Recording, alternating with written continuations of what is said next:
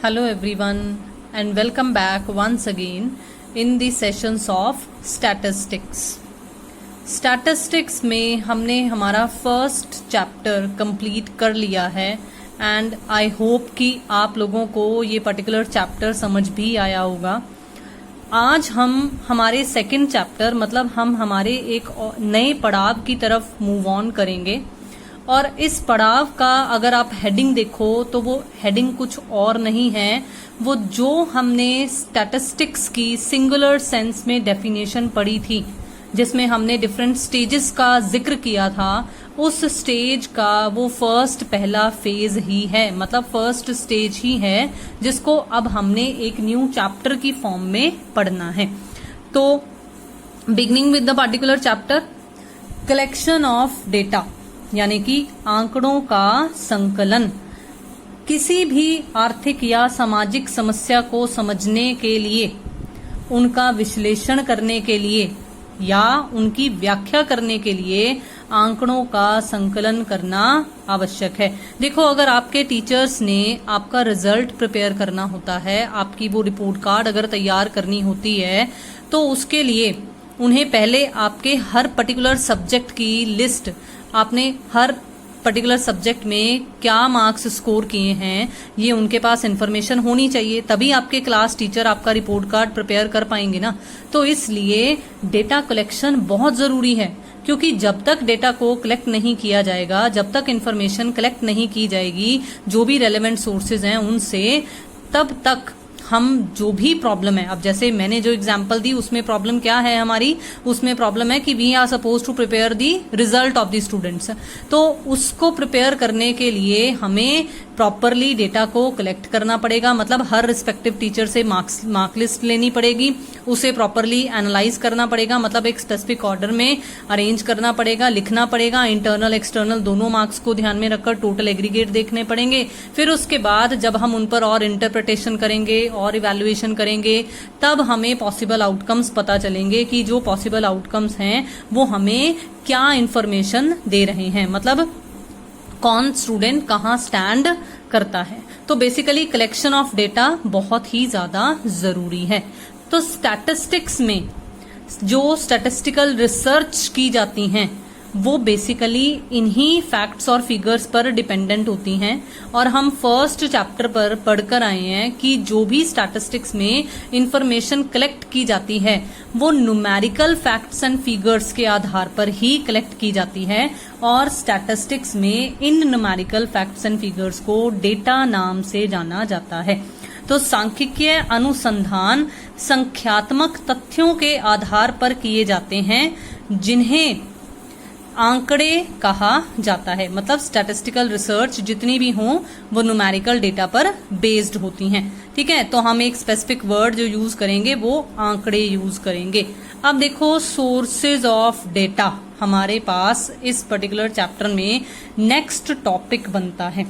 आंकड़ों के स्रोत क्या हैं? दो सोर्सेज हैं बेसिकली. एक है प्राइमरी सोर्स जिसे प्राथमिक स्रोत बोला जाता है, और एक होता है सेकेंडरी सोर्स जिसे द्वितीयक स्रोत बोला जाता है. अभी हम बात करेंगे प्राइमरी सोर्स की. देखो, प्राइमरी सोर्स क्या होता है, बहुत ही आसान सा टॉपिक है हमारा आज का.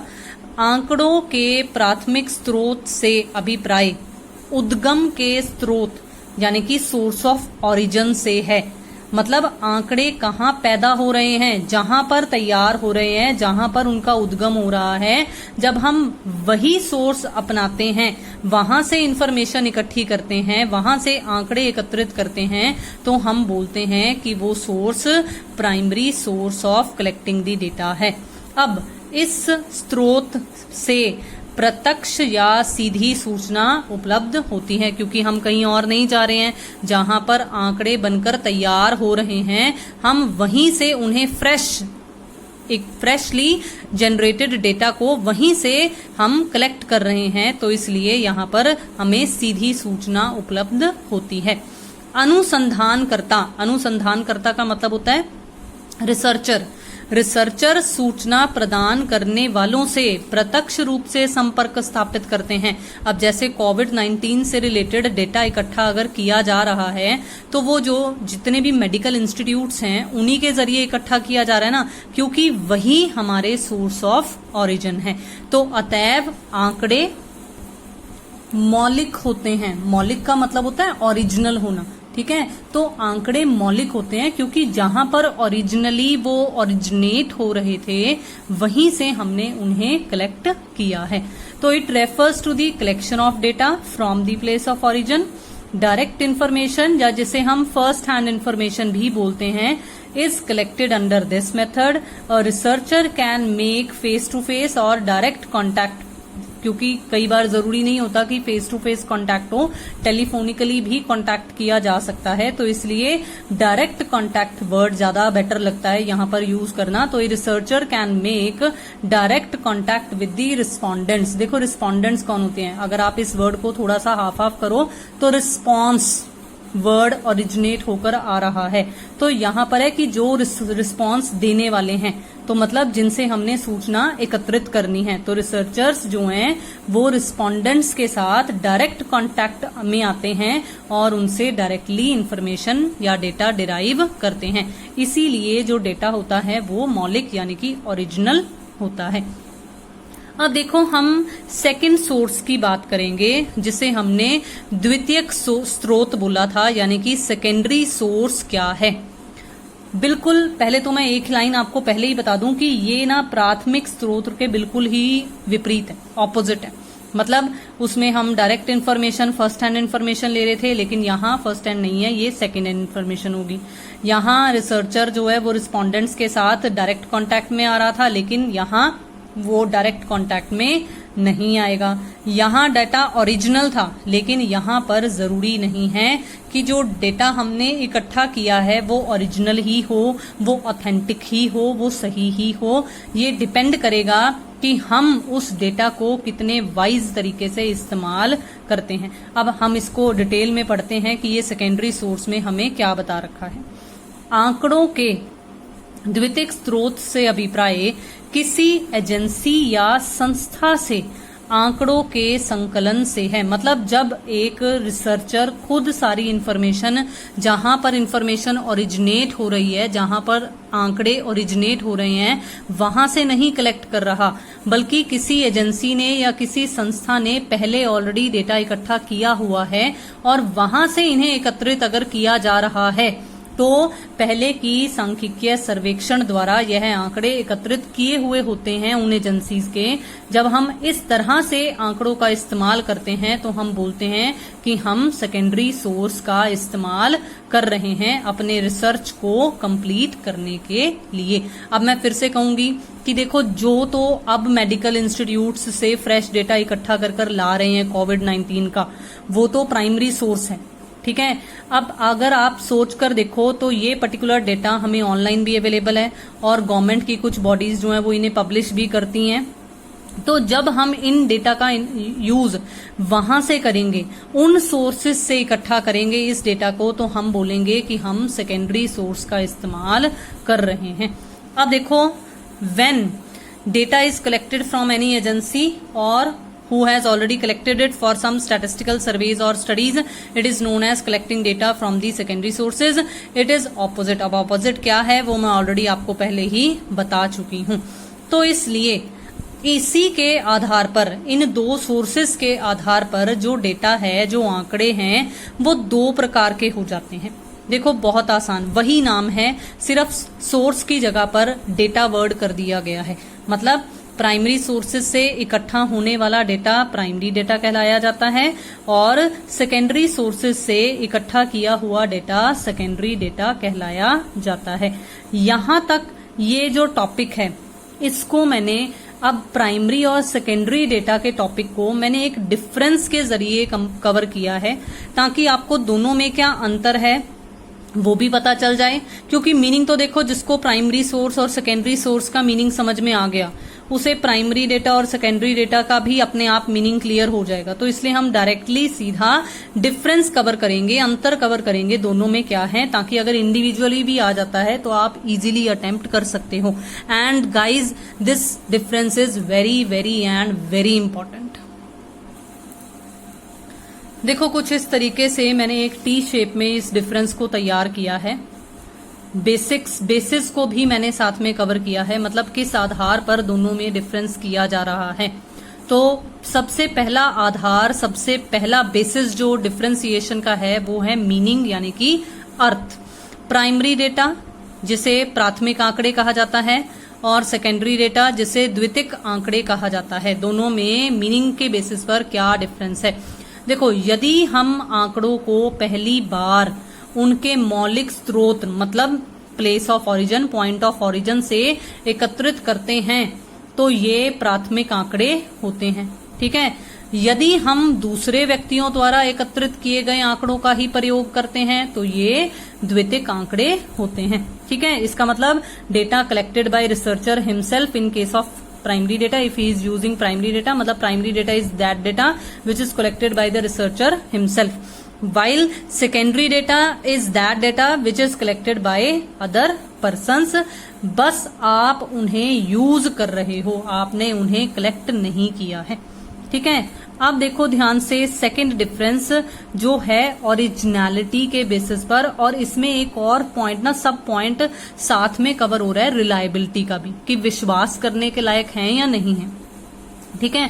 अब देखो ओरिजिनलिटी और मौलिकता की अगर हम बात करें तो ये जो प्राइमरी डेटा है, ये हम जब हमने प्राइमरी सोर्सेज का मीनिंग किया था हमने तभी पढ़ लिया था कि मौलिक हैं। तो इसका मतलब जो डेटा प्राइमरी सोर्सेज के जरिए इकट्ठा किया गया है, यानी कि प्राइमरी डेटा, वो डेटा ओरिजिनल होता है।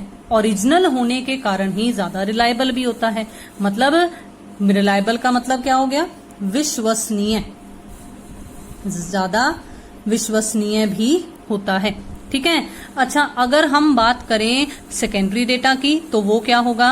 क्योंकि ये सेकेंडरी सोर्सेज के जरिए इकट्ठा किया गया डाटा है तो इसलिए ये कम ओरिजिनल होता है, मतलब कम मौलिक होता है, और इसीलिए ये रिलायबल भी कम होता है, मतलब कम विश्वसनीय होता है। अब देखो बहुत ही ध्यान से, नेक्स्ट डिफरेंस है कॉस्ट ऑफ कलेक्शन, संकलन की लागत। देखो, अगर हमने कोई भी रिसर्च करनी हो, कोई भी सर्वे अगर हमने करना हो तो हमें पैसा भी खर्च करना पड़ेगा, समय भी खर्च करना पड़ेगा और मेहनत भी करनी पड़ेगी, यानी कि परिश्रम भी करना पड़ेगा।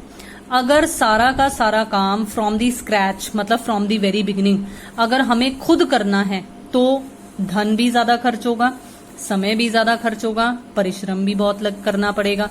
तो इसलिए प्राइमरी डेटा में इन तीनों चीजों की कॉस्ट, मनी की भी, टाइम की भी और एफर्ट्स की भी ज्यादा होती है। ठीक है। लेकिन अगर हम कंपैरेटिवली बात करें सेकेंडरी डेटा की तो उसमें इन तीनों की बहुत ही कम लागत लगती है और इसीलिए इसे बोला जाता है कि इट इज इकोनॉमिकल। इकोनॉमिकल का मतलब होता है जो वाजिब हो, जिसपे बहुत ज्यादा खर्चा ना करना पड़े। तो इसलिए ये एक पॉइंट ऑफ डिफरेंस हो गया।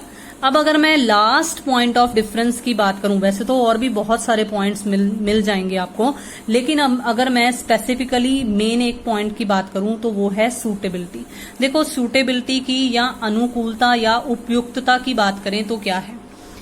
हम कोई भी रिसर्च अगर करते हैं तो सबसे पहले हम हमारे दिमाग में अपने उस रिसर्च का ऑब्जेक्टिव दिमाग में रखते हैं।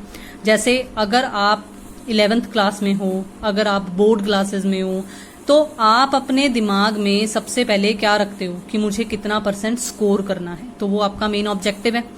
अपने उस ऑब्जेक्टिव को हासिल करने के लिए आप अपने टाइम टेबल्स सेट करते हो, अपनी स्टडीज को पर्टिकुलर टाइम देते होते हो ताकि आप अपना उस ऑब्जेक्टिव को पूरा कर सको।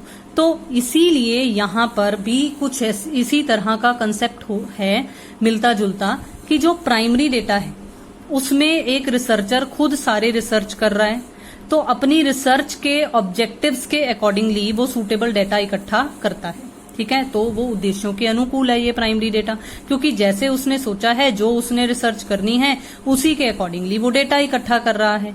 लेकिन अगर हम बात करें सेकेंडरी डेटा की, तो ये तो ऑलरेडी कलेक्ट किया हुआ डेटा है, तो हमें क्या पता कि जिसने पहले सेकेंडरी डेटा इकट्ठा किया था उसका क्या उद्देश्य रहा होगा। हो सकता है कि उसका उद्देश्य कुछ और रहा हो, और जो हम अब रिसर्च करने लगे हैं उसके रिगार्डिंग हमारे ऑब्जेक्टिव्स कुछ अलग हैं। तो इसलिए ये लेस सुटेबल होते हैं, ये कम उपयुक्त होते हैं। इनका यूज करने से पहले हमें बहुत ही सावधानी से देखना पड़ता है कि क्या ये प्रयोग करने के लायक हैं या नहीं है, क्योंकि अगर हमारे डेटा ही गलत होंगे, क्योंकि ये हमारा फर्स्ट स्टेप है, हमने सिंगुलर सेंस की डेफिनेशन में यही पढ़ा है ना कि ये हमारी फर्स्ट स्टेज है। अगर फर्स्ट स्टेज वाला काम ही गड़बड़ हो जाएगा तो ऑब्वियसली है आगे आने वाली स्टेजेस भी हमारी बिना मतलब की होंगी, मतलब उनसे भी हमें सही रिजल्ट नहीं मिलेगा। तो आई होप कि आज का जो ये मेरा सेशन था, जिसमें मैंने सिर्फ और सिर्फ आपको मीनिंग सा, एक हल्का सा ब्रीफ सा इंट्रोडक्शन सा दिया है कलेक्शन ऑफ डेटा का, ये आपको समझ आया होगा, अच्छा लगा होगा। अगर आपने अभी तक चैनल को सब्सक्राइब नहीं किया है तो काइंडली जल्दी से चैनल को सब्सक्राइब कीजिए, ये बेल आइकन प्रेस करना बिल्कुल मत भूलिएगा, शेयर कीजिए वीडियोस को, लाइक कीजिए वीडियोस को। Thank you so much and have a nice day.